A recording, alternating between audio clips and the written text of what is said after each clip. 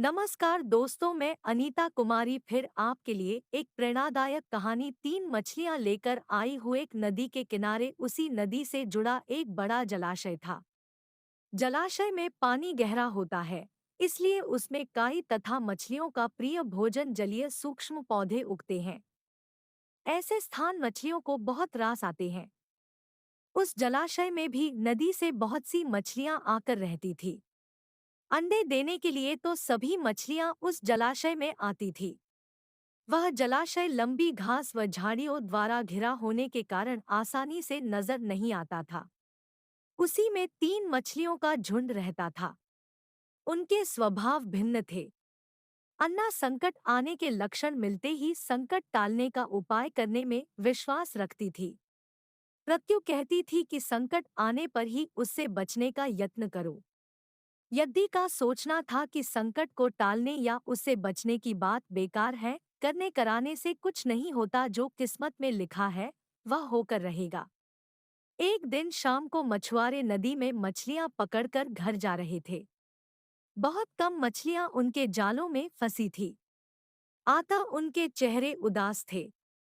तभी उन्हें झाड़ियों के ऊपर मछलीखोर पक्षियों का झुंड जाता दिखाई दिया। सबकी चोंच में मछलियां दबी थी।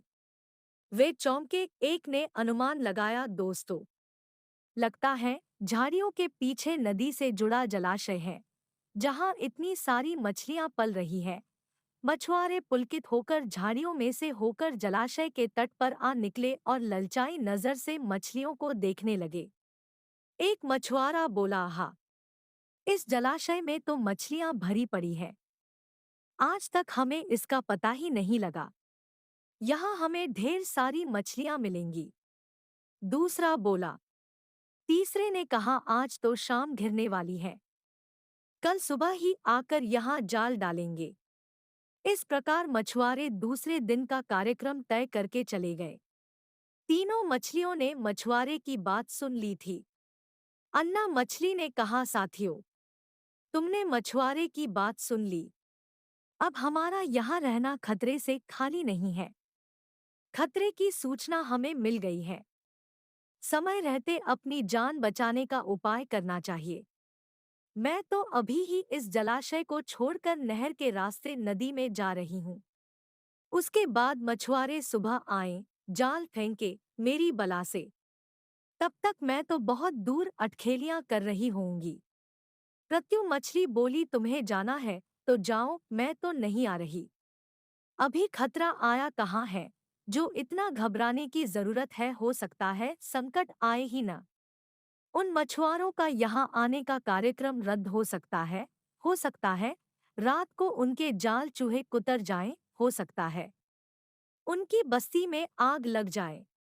भूचाल आकर उनके गांव को नष्ट कर सकता है, या रात को मूसलाधार वर्षा आ सकती है और बाढ़ में उनका गांव बह सकता है। इसलिए उनका आना निश्चित नहीं है। जब वह आएंगे तब की तब सोचेंगे। हो सकता है मैं उनके जाल में ही न फंसूं। यद्दी ने अपनी भाग्यवादी बात कही, भागने से कुछ नहीं होने का। मछुआरों को आना है तो वह आएंगे। हमें जाल में फंसना है तो हम फंसेंगे। किस्मत में मरना ही लिखा है, तो क्या किया जा सकता है। इस प्रकार अन्ना तो उसी समय वहां से चली गई।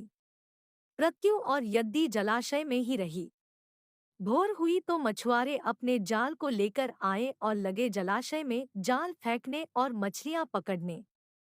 प्रत्यु ने संकट को आए देखा तो लगी जान बचाने के उपाय सोचने।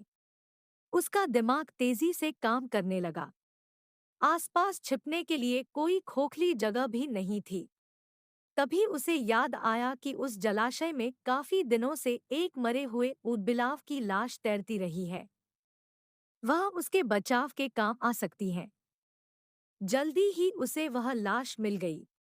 लाश सड़ने लगी थी। प्रत्यु लाश के पेट में घुस गई और सड़ती लाश की सड़ांध अपने ऊपर लपेटकर बाहर निकली। कुछ ही देर में मछुआरे के जाल में प्रत्यु फंस गई। मछुआरे ने अपना जाल खींचा और मछलियों को किनारे पर जाल से उलट दिया।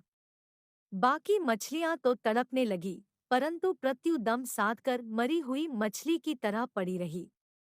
मछुआरे को सड़ांध का भभका लगा तो मछलियों को देखने लगा। उसने निश्चल पड़ी प्रत्यु को उठाया और सूंघा आंख। यह तो कई दिनों की मरी मछली है, सड़ चुकी है। ऐसे बड़बड़ाकर बुरा सा मुंह बनाकर उस मछुआरे ने प्रत्यु को जलाशय में फेंक दिया। प्रत्यु अपनी बुद्धि का प्रयोग कर संकट से बच निकलने में सफल हो गई थी। पानी में गिरते ही उसने गोता लगाया और सुरक्षित गहराई में पहुंचकर जान की खैर मनाई। यद्दी भी दूसरे मछुआरे के जाल में फंस गई थी और एक टोकरे में डाल दी गई थी। भाग्य के भरोसे बैठी रहने वाली यद्दी ने उसी टोकरी में अन्य मछलियों की तरह तड़प तड़प कर प्राण त्याग दिए। सीख, भाग्य भी उन्हीं का साथ देता है जो कर्म में विश्वास रखते हैं और कर्म को प्रधान मानते हैं। भाग्य के भरोसे हाथ पर हाथ रखकर बैठे रहने वाले का विनाश निश्चित है। धन्यवाद। वीडियो को लाइक, सब्सक्राइब और शेयर करें।